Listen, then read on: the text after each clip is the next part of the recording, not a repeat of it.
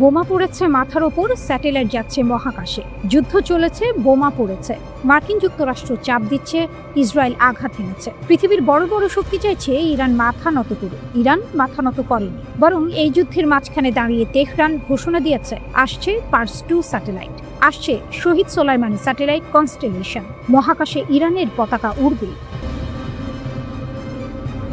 এটা শুধু একটি মহাকাশ মিশন নয়, এটি একটি বার্তা। ইরানিয়ান স্পেস এজেন্সির প্রধান হাসান সালারিয়ে সরাসরি বললেন, রমজান যুদ্ধে ক্ষতি হয়েছে, কিন্তু মহাকাশ কার্যক্রম একদিনের জন্য থামেনি। স্যাটেলাইট যোগাযোগ চালু ছিল, তথ্য গ্রহণ চালু ছিল, ইমেজিং সেবা চালু ছিল।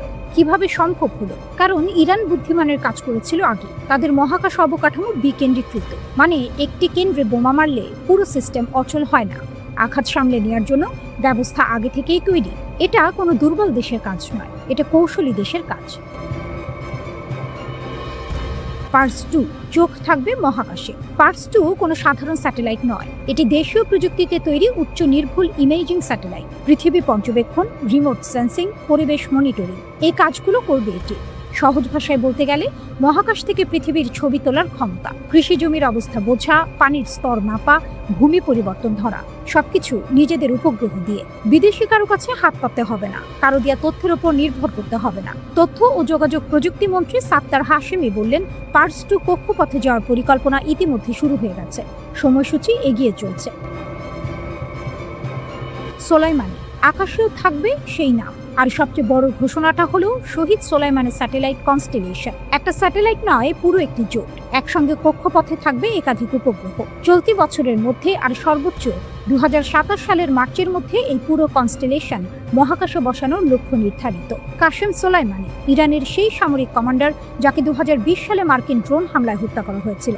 তার নামে এই স্যাটেলাইট জোট মহাকাশে যাবে, প্রতিশোধ গুলিতে নয়, প্রযুক্তিতে। এই নামকরণ একটি রাজনৈতিক বার্তাও বটে। আমরা ভুলিনি, আমরা থেমে যাইনি।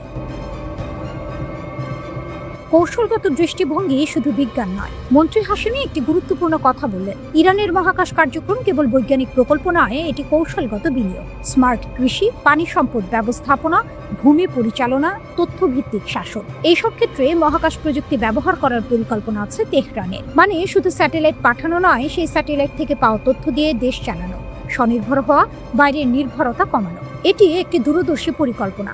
যে দেশ নিজের স্যাটেলাইট দিয়ে নিজের জমি দেখতে পারে, নিজের আবহাওয়া বোঝে, নিজের সম্পদ মাপে, সে দেশকে চাপ দিয়ে নিয়ন্ত্রণ করা কঠিন। চাপ যত বেশি, গতি তত বেশি।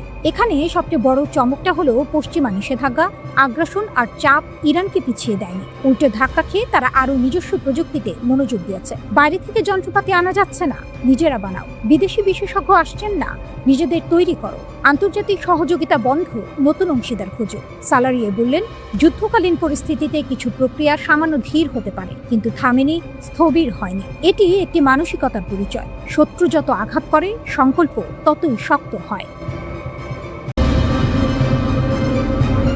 দিনের শেষে ইরান এক অপ্রতিদ্বন্দ্বী যোদ্ধার বেশি দাঁড়িয়ে আছে। মার্কিন দাদাগিরি আর কতদিন? যখন ট্রাম্প নিজের কর্মকর্তাদের সফর বাতিল করে ঘরে বসে সব কার্ড আমার হাতে বলে চিৎকার করেন, তখন তেহরান তার অদম্য সাহসে মাথা উঁচু করে টিকে থাকে। ইরান প্রমাণ করেছে যে বাংকার বাস্টার দিয়ে পাহাড় ধ্বংস করা সম্ভব হলেও একটি অকুতোভয় জাতির ইচ্ছাশক্তিকে ধ্বংস করা অসম্ভব। জনজান প্রদেশের মাটিতে পড়ে থাকা আমেরিকার সেই ভয়ঙ্কর অস্ত্রগুলো আজ কেবল নিথর ধাতবস্তু। যে GBU-57 বাংকার বাস্টার দিয়ে গোটা পাহাড় গুলিয়ে দেওয়ার হুমকি দেওয়া হয়েছিল, তা আজ ইরানের অদম্য প্রতিরোধের কাছে মাথা নত করেছে। মার্কিন সামরিক সক্ষমতার দম্ভ আজ ইরানের মাটিতে পড়ে গল্পের গরু গাছে চড়ার মতো হাস্যাস্পদ হয়ে উঠেছে।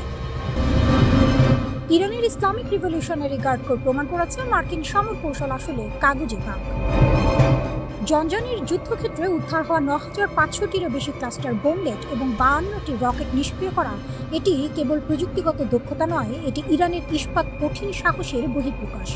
আমেরিকার অত্যাধুনিক F-15, F-16 আর F-35 যুদ্ধ বিমানগুলো আকাশে থেকে যা বর্ষণ করেছিল, তা ইরানের প্রতিরোধের দেয়ালে ধাক্কা খেয়ে কেবল আঙুর ফল টক হয়ে আছে।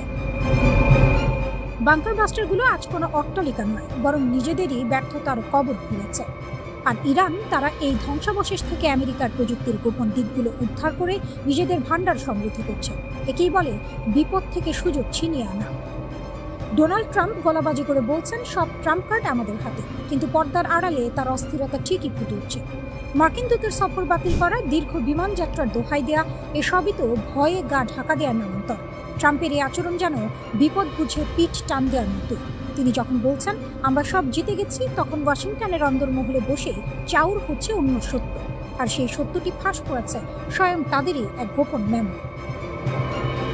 ওয়াশিংটনের আইন উপদেষ্টা রিড ডি রুবেনস্টাইনের ফাঁস হওয়া নথিতে বেরিয়ে এলো আসল চেহারা। ট্রাম্প বারবার বুক খুলিয়ে বলেছিলেন ইসরায়েলের কথায় আমি যুদ্ধ করছি না, কিন্তু মেমোয় পরিষ্কার লেখা এই যুদ্ধ আমেরিকার নিজস্ব কোনো রণকৌশল নয়, এটি ইসরায়েলের স্বার্থ রক্ষার এক করুণ আখ্যান। অর্থাৎ ইরানকে ঘেরাও করতে গিয়ে আমেরিকা এখন নিজেরাই নিজেদের জালে আটকে পড়েছে। এই মেমোই প্রমাণ করে ইরান কেবল একটি দেশের বিরুদ্ধে লড়ছে না, বরং লড়ছে এক গভীর ষড়যন্ত্রের বিপরীতে। ইরান আজ কেবল নিজের দেশের সীমানা রক্ষা করছে না, তারা সারা বিশ্বের সামনে মার্কিন নীতিমালার ভণ্ডামির হাটে হাড়ি ভেঙে দিচ্ছে। এদিকে ইরানের পররাষ্ট্রমন্ত্রী আব্বাস আরাকচি ওমান থেকে পাকিস্তান পুরো অঞ্চলে যেন এক দাবার ঘুঁটি চালছেন। তিনি আমেরিকার দম্ভের বিপরীতে শান্ত কিন্তু দৃঢ়। তার প্রতিটি পদক্ষেপ বুঝিয়ে দিচ্ছে ইরান কোনো পুতুল নয়। ইরান এখন আর আকাশ কুসুম কল্পনায় ভাসছে না, বরং বাস্তবতার নিরিখে অঞ্চলটির নিয়ন্ত্রণ নিজেদের হাতে তুলে নিতে বদ্ধপরিকর। আমেরিকার কোনো প্যারালাল প্ল্যান বা এয়ার স্ট্রাইক ইরানকে দমিয়ে রাখতে পারেনি, বরং ইরানের বিমান প্রতিরক্ষা ব্যবস্থা যে কতটা নিখুঁত তা প্রমাণ হয়েছে আকাশ থেকেই মার্কিন ক্রুজ মিসাইলগুলো খসিয়ে দেওয়ার মাধ্যমে।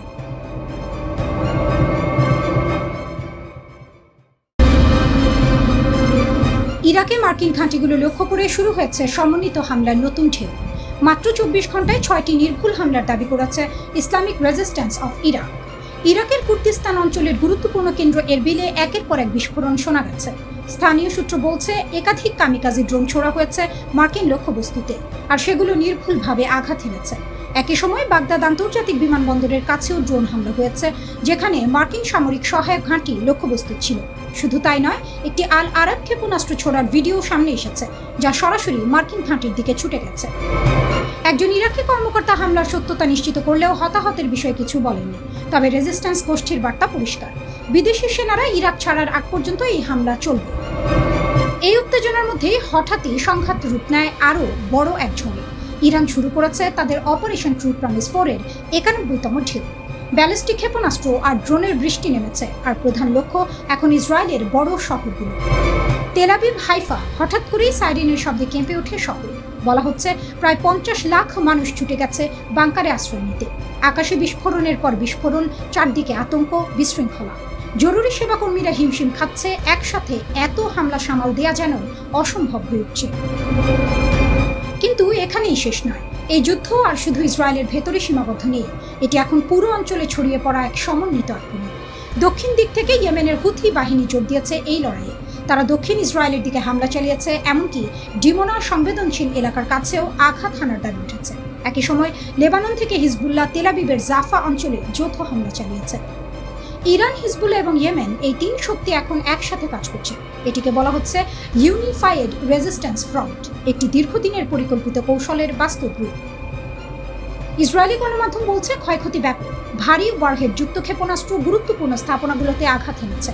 তেল নোভ এয়ারবেস, বেন গুরিয়ন বিমানবন্দর সহ কৌশলগত স্থাপনাগুলো লক্ষ্যবস্তু হয়েছে।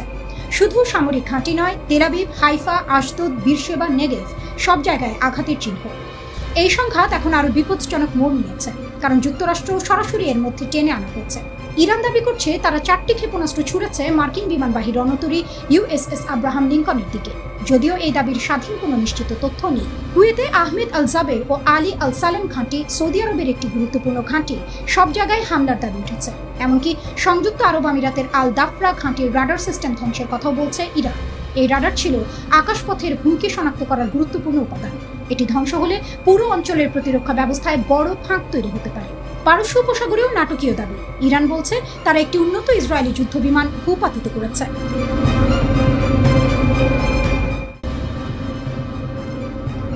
ওয়াশিংটনের আকাশে এখন যুদ্ধের মেঘের চেয়েও ঘনীভূত ধোঁয়াশা। ইরান সংঘাতের প্রকৃত ক্ষয়ক্ষতির হিসেব নিয়ে ট্রাম্প প্রশাসনের বিরুদ্ধে উঠে আসছে গুরুতর অভিযোগ। প্রশাসন যেন কোনো ঢাক গুড়গুড় নীতি নিয়ে এগোচ্ছে, যেখানে তথ্যের স্বচ্ছতা তলানিতে।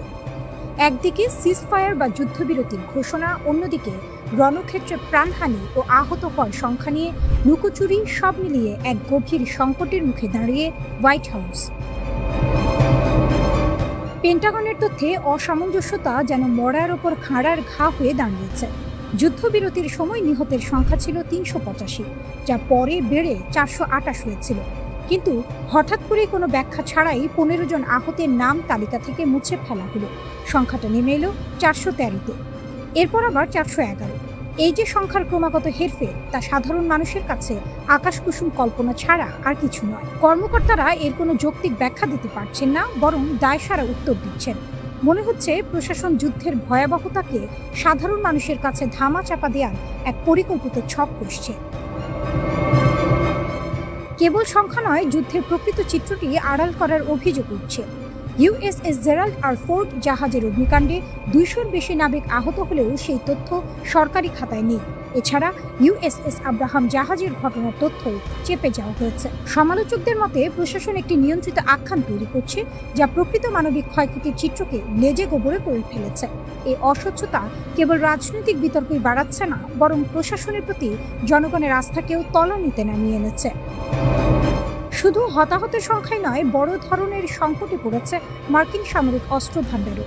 Centre for Strategic and International স্টাডিজের সাম্প্রতিক প্রতিবেদন অনুযায়ী ইরান অভিযানে মার্কিন বাহিনীর প্রেসিশন স্ট্রাইক মিসাইলের ৪৫%, প্যাট্রিয়ট ইন্টারসেপ্টর ও থার্ড মিসাইলের অর্ধেকই শেষ হয়ে গেছে। এটি শুধু মধ্যপ্রাচ্যের জন্য নয়, ভবিষ্যতে চীনের মতো বড় কোনো প্রতিপক্ষের মোকাবিলায় আমেরিকার জন্য সাপে নেউলে সম্পর্কের মতো বিপদ ডেকে আনতে পারে। ডোনাল্ড ট্রাম্প অবশ্যই এসব অভিযোগ উড়িয়ে দিচ্ছেন। তিনি বলছেন মার্কিন মিসাইলের কোনো অভাব নেই, যেন তার কাছে অস্ত্র যোগানোর কোনো আলাদিনের চারাক আছে। কিন্তু বাস্তব পরিস্থিতি ভিন্ন।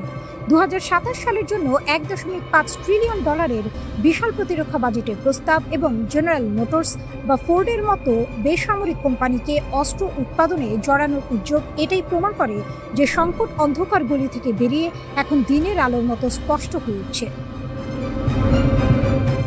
প্রশাসন এখন মরিয়া হয়ে অস্ত্র ভাণ্ডার পুনর্গঠনে নেমেছে। যুদ্ধের দামামা বাজলে কি সত্যকে শাখের করাত বানাতে হবে? একদিকে যেমন ট্রাম্প প্রশাসন শান্তির কথা বলছে, অন্যদিকে তাদের কৌশলগত ত্রুটিগুলো প্রশ্নবিদ্ধ হচ্ছে।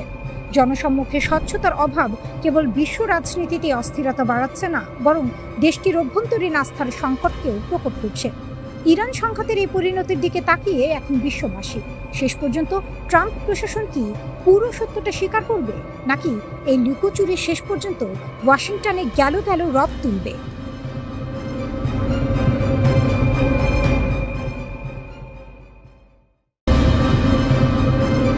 আবারও যুক্তরাষ্ট্রের অশনি সংকেত। যুক্তরাষ্ট্র ও ইরানের চলমান সংঘাতে হঠাৎ করেই নাটকীয় মোড়, আর সেই মোড় ঘিরে তৈরি হয়েছে রহস্য, উত্তেজনা আর ভয়ের এক বিস্ফোরক মিশ্রণ। ইরানের রাষ্ট্রীয় গণমাধ্যম প্রেস টিভি এমন কিছু ছবি প্রকাশ করেছে যা পুরো পরিস্থিতিকে আরও জটিল করে তুলেছে। তাদের দাবি, কুয়েতে একটি মার্কিন সামরিক ঘাঁটিতে থাকা একটি CH-47 ঝিনুক হেলিকপ্টার ড্রোন হামলায় মারাত্মকভাবে ক্ষতিগ্রস্ত হয়েছে। এই হেলিকপ্টারটি শুধু একটি যান নয়, এটি মার্কিন সেনাবাহিনীর অন্যতম শক্তিশালী লজিস্টিক অস্ত্র, যা সৈন্য, অস্ত্র ও সরঞ্জাম দ্রুত পরিবহনে ব্যবহৃত হয়। কিন্তু এখানেই প্রশ্ন, এই ঘটনার কোনো আনুষ্ঠানিক স্বীকৃতি দেয়নি ওয়াশিংটন। পেন্টাগন এখনও নীরব, আর এই নীরবতাই যেন আরও বড় ঝড়ের পূর্বাভাস। ইরানের আরেকটি গণমাধ্যম আরও বিস্ফোরক দাবি করেছে। তাদের মতে এই হেলিকপ্টারটি একটি বিশেষ উদ্ধার অভিযানে ছিল। লক্ষ্য, ইরানের আকাশে ভূপাতিত হওয়া একটি মার্কিন যুদ্ধ বিমানের পাইলটকে খুঁজে বের করা। আর এখানেই আসে সবচেয়ে বড় খবর, একটি মার্কিন F-15E স্ট্রাইক ইগল যুদ্ধ বিমান নাকি ইরানের ভেতরে গুলি করে ভূপাতিত করা হয়েছে। যদি এটি সত্য হয়, তাহলে এটি হবে এই যুদ্ধে এক বিশাল টার্নিং পয়েন্ট। প্রতিবেদন বলছে ওই বিমানে ছিলেন 2 জন, একজন পাইলট এবং একজন অস্ত্র নিয়ন্ত্রণ কর্মকর্তা। হামলার পর দুজনই ইজেক্ট করে বেরিয়ে আসেন। এর মধ্যে একজনকে জীবিত উদ্ধার করে মার্কিন বাহিনী এবং তাকে চিকিৎসা দেওয়া হচ্ছে, কিন্তু অন্যজন এখনও নিখোঁজ। সময় দ্রুত ফুরিয়ে যাচ্ছে আর তাকে খুঁজে পেতে চলছে মরিয়া তল্লাশি। এই উত্তেজনাপূর্ণ পরিস্থিতির মধ্যেই বড় একটি সিদ্ধান্ত নেয় ইসরায়েল। জানা গেছে, চলমান উদ্ধার অভিযানে বাধা না দিতে ইসরায়েল তাদের পরিকল্পিত হামলা স্থগিত করেছে। এই পদক্ষেপ দেখাচ্ছে পরিস্থিতি কতটা সংবেদনশীল হয়ে উঠেছে। ইরানের রাষ্ট্রীয় টেলিভিশন আরও এক ধাপ এগিয়ে গেছে। তারা ঘোষণা দিয়েছে যে কেউ যদি মার্কিন পাইলটকে খুঁজে দেয় তাকে পুরস্কৃত করা হবে। এমনকি সাধারণ জনগণকে আহ্বান জানানো হয়েছে পাইলটদের ধরিয়ে দিতে। অন্যদিকে মার্কিন প্রেসিডেন্ট ডোনাল্ড ট্রাম্প সরাসরি বলেছেন এই ক্ষতি কূটনৈতিক অবস্থান বদলাবে না। তার কণ্ঠে ছিল কঠোরতা, এটা যুদ্ধ। তবে নিখোঁজ পাইলট ধরা পড়লে যুক্তরাষ্ট্র কি করবে সে বিষয়ে তিনি কিছু বলেননি। এই নীরবতা নতুন করে উদ্বেগ তৈরি করছে। যুক্তরাষ্ট্রের পক্ষ থেকে নিশ্চিত করা হয়েছে একটি যুদ্ধ বিমান ভূপাতিত হয়েছে, তবে তারা এখনও বিস্তারিত কিছু জানায়নি। হোয়াইট হাউস জানিয়েছে প্রেসিডেন্টকে পুরো পরিস্থিতি সম্পর্কে অবহিত করা হয়েছে। এই ঘটনার মধ্য দিয়ে আরেকটি বিষয় স্পষ্ট হয়ে উঠছে, ইরানের আকাশ প্রতিরক্ষা এখনও শক্তিশালী। যুক্তরাষ্ট্র এতদিন দাবি করে আসছিল তারা আকাশে পূর্ণ নিয়ন্ত্রণ প্রতিষ্ঠা করেছে, কিন্তু এই ঘটনাই দেখাচ্ছে ইরান এখনও প্রতিরোধ গড়ে তুলতে সক্ষম। এর আগে এই যুদ্ধে আরও 3টি F-15E বিমান হারানোর খবর এসেছে, যদিও সেগুলো ফ্রেন্ডলি ফায়ারের কারণে। এখন পর্যন্ত অন্তত 13 জন মার্কিন সেনা নিহত হয়েছে। একদিকে নিখোঁজ পাইলটের খোঁজে মরিয়া যুক্তরাষ্ট্র, অন্যদিকে ইরানের কঠোর অবস্থান। আকাশে প্রতিনিয়ত বাড়ছে উত্তেজনা, মাটিতে জমছে অনিশ্চয়তা। এই যুদ্ধ এখন আর শুধু অস্ত্রের লড়াই নয়, এটি সম্মান, ক্ষমতা আর টিকে থাকার এক ভয়ঙ্কর পরীক্ষা। আর সেই পরীক্ষার প্রতিটি মুহূর্ত যেন নতুন করে মধ্যপ্রাচ্যের ভবিষ্যৎ।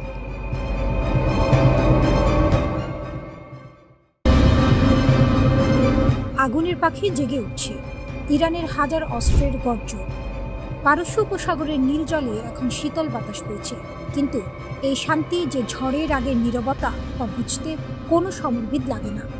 একদিকে মার্কিন যুক্তরাষ্ট্র ও ইসরায়েল 3টি বিমানবাহী রণতরী নিয়ে ইরানের দরজায় দাঁড়িয়ে ভয় দেখানোর খেলায় মেতেছে। অন্যদিকে তেহরান নিজের ঘর গুছিয়ে ঠান্ডা মাথায় বলছে আমাদের আঙুল ট্রিগারে আছে। এই হলো ইরান, চাপের মুখে হাঁটু গেড়ে বসার নাম, যার অভিধানে কোনোদিনও ছিল না, আজও নেই। দীর্ঘ 25 বছরের অক্লান্ত পরিশ্রম, ঘাম আর মেধার ফসল আজ ইরানের সামরিক বহরে সারি সারি সাজানো। দেশটির প্রতিরক্ষা মন্ত্রণালয়ের মুখপাত্র ব্রিগেডিয়ার জেনারেল রেজা তালাইনিক সাফ জানিয়ে দিয়েছেন ইহুদিবাদীদের ঘায়েল করতে 1000 ধরনের অস্ত্র প্রস্তুত রয়েছে। 9000 কোম্পানির নিরলস পরিশ্রমে গড়া এই অস্ত্র ভাণ্ডার কোনো ফাঁকা হুমকির বুলি নয়। এ হলো বাস্তবের শক্ত জমিনে দাঁড়িয়ে বলা দৃঢ় প্রতিজ্ঞার কথা। রাষ্ট্রীয় সম্প্রচার মাধ্যম প্রেস টিভি এই তথ্য নিশ্চিত করেছে, যা পশ্চিমা বিশ্বের ঘুম কেড়ে নেওয়ার জন্য যথেষ্ট। সম্প্রতি IRGC প্রকাশ করেছে একটি চোখ ধাঁধানো ভিডিও, যেখানে সুশৃঙ্খল সারিতে দাঁড়িয়ে আছে অত্যাধুনিক ব্যালিস্টিক মিসাইল ও আত্মঘাতী ড্রোনের বিশাল বহর। ট্রাম্প ও নেতানিয়াহুর বুকে কাঁপুনি ধরাতে এই ভিডিও যেন এক নীরব কিন্তু শক্তিশালী বার্তা। এসব অস্ত্র শুধু প্রদর্শনীর জন্য তৈরি হয়নি, সাম্প্রতিক যুদ্ধবিরতির মাঝেও থেমে থাকেনি ইরানের অস্ত্র কারখানার চাকা। অর্থাৎ যুদ্ধের দাবানলেও ইরানের কারিগরি মনোবল ও উৎপাদন সক্ষমতা এতটুকু টলেনি, বরং আরও বেগ পেয়েছে। সাম্প্রতিক সামরিক আগ্রাসনে ইরানের কোমর ভেঙে দেওয়ার স্বপ্ন দেখেছিল ইসরায়েল ও তার মার্কিন পৃষ্ঠপোষক, কিন্তু মাঠের ফলাফল বলছে সম্পূর্ণ ভিন্ন কথা। সেই পায়তারায় এক প্রকার মুখ থুবড়ে পড়েছে তারা।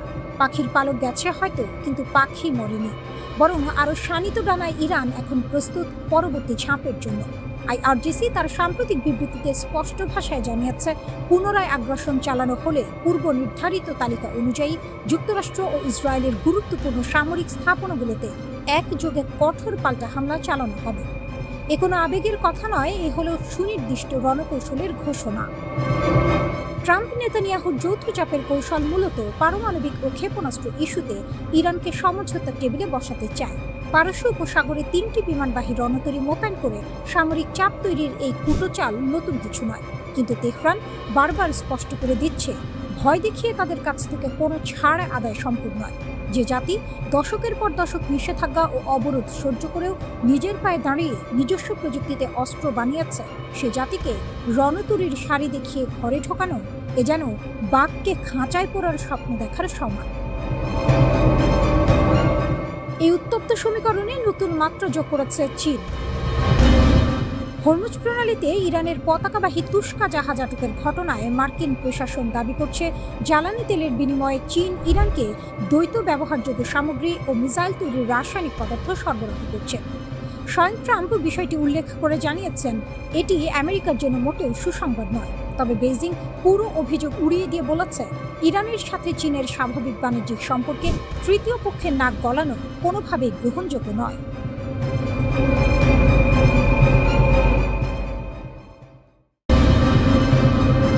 ইরান যুক্তরাষ্ট্র সংঘাত যখন দিন দিন আরও বিস্ফোরক রূপ নিচ্ছে, ঠিক তখনই আকাশে শুরু হয়েছে এক নতুন যুদ্ধ।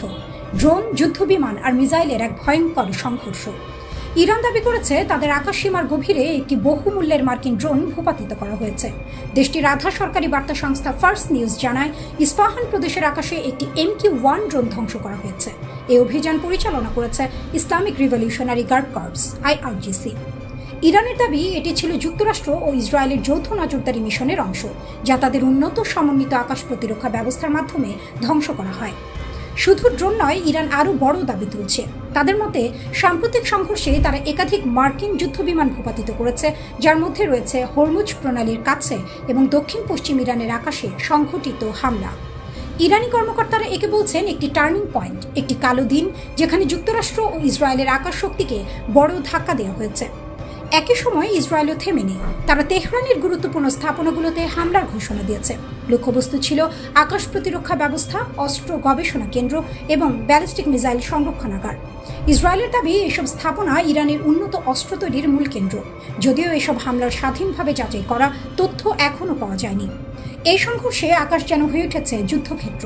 ড্রোন, ফাইটার জেট, ফ্লেয়ার সব মিলিয়ে এক উচ্চ ঝুঁকির লড়াই চলছে। এরই মধ্যে তাসনিম নিউজ এজেন্সি নতুন দাবি তুলেছে। তারা বলছে একটি মার্কিন বা ইসরায়েলি যুদ্ধবিমান ভূপাতিত হতে পারে। তাদের প্রকাশিত ছবিতে দেখা গেছে ধ্বংসাবশেষ, যেখানে একটি ইঞ্জিনের এক্সহস্ট অংশ দেখা যায়। বিশ্লেষকদের মতে এটি F-16 বা F-35 হতে পারে, তবে F-16 হওয়ার সম্ভাবনাই বেশি। আরও জানা গেছে তেহরান সহ বিভিন্ন শহরের আকাশে একাধিক যুদ্ধবিমান উঠতে দেখা গেছে এবং ইরানি প্রতিরক্ষা ইউনিট সেগুলোর বিরুদ্ধে পাল্টা আক্রমণ চালিয়েছে। কিছু বিমান পালানোর চেষ্টা করতে ফ্লেয়ার ছুড়েছে। তবে এসব দাবি এখনও স্বাধীনভাবে নিশ্চিত করা যায়নি। অন্যদিকে যুক্তরাষ্ট্রের পক্ষ থেকে বড় ধরনের ঘটনা সামনে এসেছে। নিউ ইয়র্ক টাইমস জানিয়েছে হরমুজ প্রণালীর কাছে একটি A-10 ওয়ারথগ যুদ্ধবিমান বিধ্বস্ত হয়েছে। একই সময়ে আরেকটি বড় ঘটনা ঘটে। একটি F-15E স্ট্রাইক ঈগল ইরানের আকাশে ভূপাতিত হয়। এই F-15E-তে 2 জন ক্রু সদস্য ছিলেন, তার দুজনই ইজেক্ট করতে সক্ষম হন। একজনকে জীবিত উদ্ধার করা হয়েছে, কিন্তু অন্যজন এখনো নিখোঁজ। তাকে খুঁজতে চলছে জোর তল্লাশি। অন্যদিকে A-10 বিমানটির একমাত্র পাইলটকে সফলভাবে উদ্ধার করা হয়েছে। এই পরিস্থিতিতে ইসরায়েল একটি গুরুত্বপূর্ণ সিদ্ধান্ত নেয়। উদ্ধার অভিযানে বাধা না দিতে তারা ইরানি পরিকল্পিত কিছু হামলা স্থগিত করে। ইরানের রাষ্ট্রীয় মিডিয়া প্রথমে দাবি করেছিল তারা একটি F-35 ভূপাতিত করেছে। এমনকি তারা ঘোষণা দেয় যে কেউ মার্কিন সেনাকে খুঁজে পাবে তাকে পুরস্কৃত করা হবে। এটি এই যুদ্ধের প্রথম নিশ্চিত ঘটনা যেখানে ইরানের আঘাতে একটি মার্কিন ফাইটার জেট ধ্বংস হয়েছে। হোয়াইট হাউসও বিষয়টি স্বীকার করেছে। প্রেস সেক্রেটারি জানিয়েছেন প্রেসিডেন্টকে পুরো পরিস্থিতি সম্পর্কে জানানো হয়েছে। F-15E স্ট্রাইক ঈগল বোয়িং নির্মিত এই যুদ্ধবিমান যুক্তরাষ্ট্রের অন্যতম শক্তিশালী অস্ত্র। এটি গভীর আঘাত হানতে এবং আকাশে লড়াই চালাতে সক্ষম। তবে এই ঘটনার পর বড় প্রশ্ন হচ্ছে, যুক্তরাষ্ট্র কি সত্যি আকাশে আধিপত্য ধরে রাখতে পারছে? কারণ এর আগেও 3টি F-15E বিমান ফ্রেন্ডলি ফায়ারে হারানোর খবর ছিল। আর এখন নতুন করে ক্ষতি, নতুন করে ঝুঁকি। এই যুদ্ধে এখন পর্যন্ত অন্তত 13 জন মার্কিন সেনা নিহত হয়েছেন। এর মধ্যেই ডোনাল্ড ট্রাম্প ও তার প্রতিরক্ষা মন্ত্রী বারবার দাবি করেছেন যুক্তরাষ্ট্র এই যুদ্ধে কার্যত জয়ী। তারা বলছেন ইরানের আকাশ প্রতিরক্ষা ব্যবস্থা দুর্বল হয়ে গেছে, কিন্তু বাস্তবতা যেন ভিন্ন গল্প বলছে। কারণ আকাশে এখনও লড়ছে ইরান, এখনও প্রতিরোধ করছে, এখনও তারা দেখাচ্ছে তাদের আকাশ এত সহজে দখল করা যাবে না।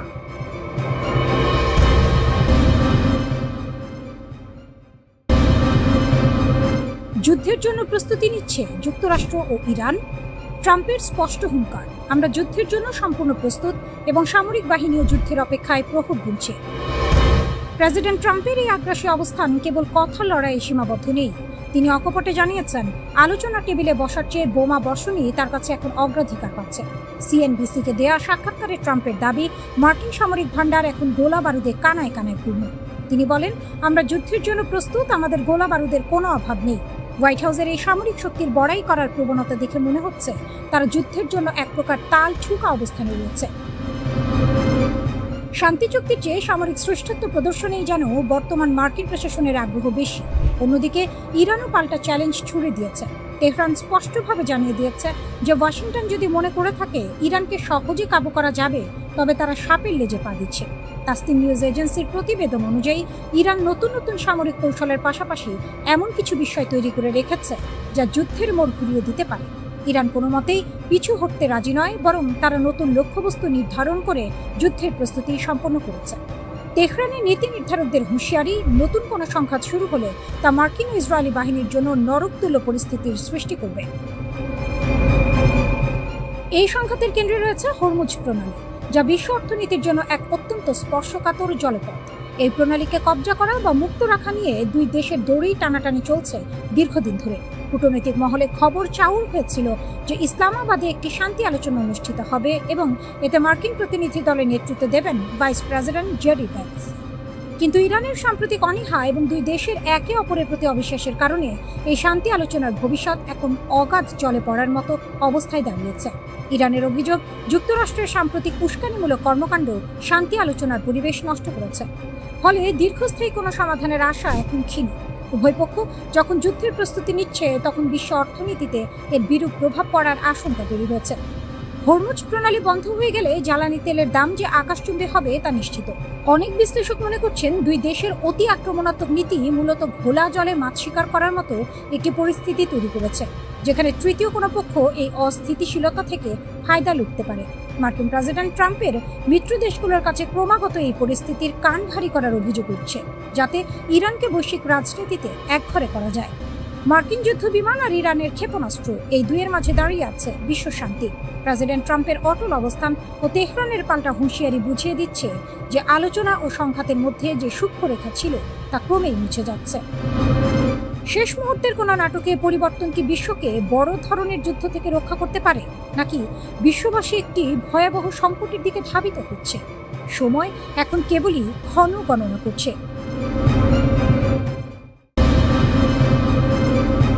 ইরান ইস্যুতে রাশিয়া এবং চীন সরাসরি মার্কিন যুক্তরাষ্ট্রের কঠোর দাবির বিরুদ্ধে দাঁড়িয়েছে। তারা তেহরানের পারমাণবিক অবস্থানের প্রতি তাদের প্রকাশ্য এবং বলিষ্ঠ সমর্থন ব্যক্ত করেছে। চীন সফরে গিয়ে রাশিয়ার পররাষ্ট্রমন্ত্রী সার্গেই ল্যাভরভ বেইজিংয়ে চীনা নেতাদের সাথে বৈঠকের পর একটি অত্যন্ত তাৎপর্যপূর্ণ ও উত্তেজনাপূর্ণ বক্তব্য রাখেন।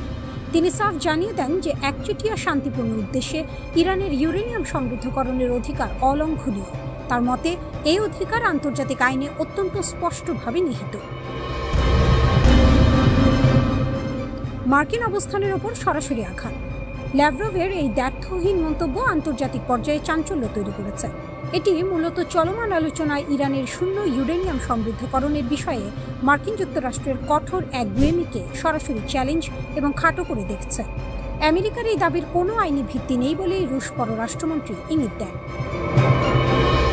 তিনি রাশিয়া এবং চীনের অবস্থান পরিষ্কার করে বলেন যে তারা এই সংকটের অবসানের জন্য কূটনৈতিক প্রচেষ্টাকে পূর্ণ সমর্থন করে। তবে নেগোসিয়েশনস অবশ্যই বাস্তবসম্মত এবং বৈধ লক্ষ্যের উপর ভিত্তি করে পরিচালিত হতে হবে, যা সব পক্ষের জন্য গ্রহণযোগ্য হয়। ল্যাভরভ বলেন, আমরা বিশ্বাস করি যে আন্তর্জাতিক আইন প্রতিটি দেশের শান্তিপূর্ণ পারমাণবিক কর্মসূচির অধিকারকে পুরোপুরি স্বীকৃতি দেয়।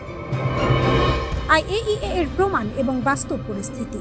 ল্যাভরভ আন্তর্জাতিক পরমাণু শক্তি সংস্থা আইএইএ এর প্রতিবেদনের উদ্ধৃতি দিয়ে জোর দিয়ে বলেন যে ইরানের পারমাণবিক উপাদান সামরিক উদ্দেশ্যে ব্যবহারের কোনো প্রমাণ খুঁজে পাওয়া যায়নি। তিনি মনে করিয়ে দেন যে ইরান পরমাণু অপসারণ চুক্তির স্বাক্ষরকারী এবং তারা আইএইএ এর পরিদর্শনের অধীনে রয়েছে। রুশ পররাষ্ট্রমন্ত্রী বলেন, আমরা দৃঢ়ভাবে বিশ্বাস করি যে ইরান তাদের পারমাণবিক কর্মসূচির জন্য আন্তর্জাতিক আইন এবং আইএইএ এর মানদণ্ড মেনে চলছে। তাদের শান্তিপূর্ণ কর্মসূচির অধিকারের উপর আঘাত করা আন্তর্জাতিক আইনের পরিপন্থী। তিনি 2015 সালের ঐতিহাসিক পারমাণবিক চুক্তিতে রাশিয়ার ভূমিকার কথা স্মরণ করিয়ে দেন। তখন রাশিয়া ইরানের সমৃদ্ধ ইউরেনিয়াম মজুদ ব্যবস্থাপনায় গুরুত্বপূর্ণ ভূমিকা পালন করেছিল। ল্যাভরভ ইঙ্গিত দেন যে মস্কো আবারও প্রয়োজনে অত্যন্ত সমৃদ্ধ উপাদান পুনরায় প্রক্রিয়া করে পারমাণবিক জ্বালানিতে রূপান্তর করতে বা রাশিয়াতে সংরক্ষণ করতে সহায়তা করতে প্রস্তুত। পশ্চিমাদের সমালোচনা ও ভূ রাজনৈতিক সংঘাত। সার্গেই ল্যাভরভ ইউরোপীয় শক্তিগুলোর তীব্র সমালোচনা করেন। তিনি বলেন যে তারা ওয়াশিংটনের পরমাণু চুক্তি থেকে একতরফাভাবে বেরিয়ে যাওয়ার বিষয়ে কোনো প্রতিবাদ করেনি, অথচ তেহরানের ওপর কঠোর শর্ত চাপিয়ে দিচ্ছে। তিনি এটিকে ভণ্ডামি এবং ঔপনিবেশিক মানসিকতার প্রকাশ বলে অভিহিত করেন। তিনি বর্তমান আলোচনায় ইরানের ইউরেনিয়াম সমৃদ্ধকরণ এবং হরমুজ প্রণালীর উপর নিয়ন্ত্রণ নিয়ে বিরোধের কথা উল্লেখ করেন। যুক্তরাষ্ট্রের কর্মকর্তারা, বিশেষ করে ভাইস প্রেসিডেন্ট জেডি ভ্যান্স, ইরানের সমৃদ্ধ ইউরেনিয়াম সরিয়ে নেওয়া এবং কঠোর যাচাইকরণ ব্যবস্থার উপর জোর দিচ্ছেন। অন্যদিকে ইরান তাদের মজুদ হস্তান্তর করতে অস্বীকৃতি জানিয়েছে এবং এর পরিবর্তে পতনের প্রস্তাব দিয়েছে। ল্যাভরভ অভিযোগ করেন যে পশ্চিমারা বিশ্বজুড়ে তাদের হেজেমনি বা আধিপত্য পুনরুদ্ধারের চেষ্টা করছে। তাদের দীর্ঘ ইতিহাসের দাস ব্যবসা এবং ঔপনিবেশিক মানসিকতা আজ আধুনিক রূপে প্রকাশিত হচ্ছে। তিনি বলেন, রাশিয়া, চীন বা বিশ্বের সংখ্যাগরিষ্ঠ দেশ এই ঔপনিবেশিক দৃষ্টিভঙ্গির সাথে একমত হতে পারে না। হরমুজ প্রণালী এবং আন্তর্জাতিক প্রভাব। ল্যাভরভ যুক্তি দেন যে ইরানের হরমুজ প্রণালী বন্ধ করার সিদ্ধান্ত মূলত মার্কিন এবং ইসরায়েলি সামরিক চাপের প্রতিক্রিয়া। তার মতে এই দৃষ্টিভঙ্গি উপসাগরীয় আরব দেশগুলোর অনেকেই ব্যক্তিগতভাবে শেয়ার করে। তিনি আরও ঘোষণা করেন যে রাশিয়া এই সরবরাহ বিঘ্নিত হওয়ার কারণে ক্ষতিগ্রস্ত দেশগুলোতে জ্বালানি সরবরাহ নিশ্চিত করতে প্রস্তুত। তিনি এশিয়ার বিভিন্ন অঞ্চলে পশ্চিমাদের হস্তক্ষেপের কঠোর সমালোচনা করেন। ইউক্রেন সংকট, মধ্যপ্রাচ্য, সেন্ট্রাল এরিয়া, দক্ষিণ ককেসাস এবং তাইওয়ান প্রণালীর উত্তেজনাকে তিনি সরাসরি পশ্চিমা দেশগুলোর নীতির ফলাফল বলে মনে করেন। তিনি বলেন, পশ্চিমের সমষ্টিগত নীতিসমূহ এশিয়ার বিভিন্ন অঞ্চলে অস্থিরতা তৈরি করছে।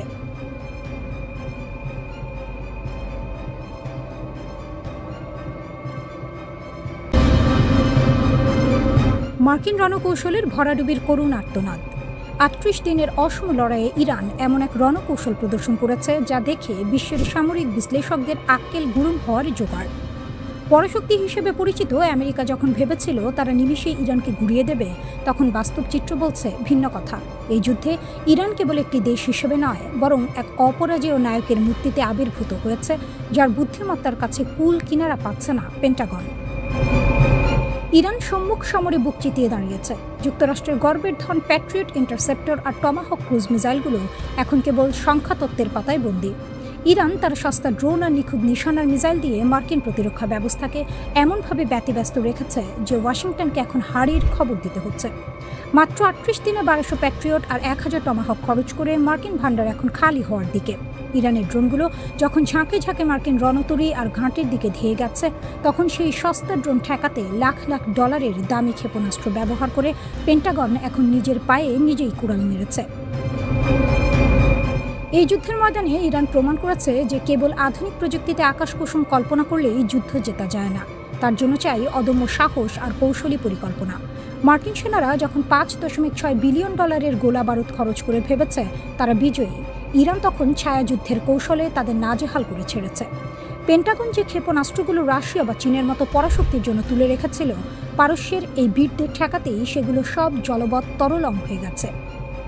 ১১০০টি JASSM-ER ক্ষেপণাস্ত্রের অপচয় প্রমাণ করে ইরানের প্রতিরক্ষা ব্যূহ ভেদ করে মার্কিনীদের জন্য ছেলে খেলার মতো সহজ নয়।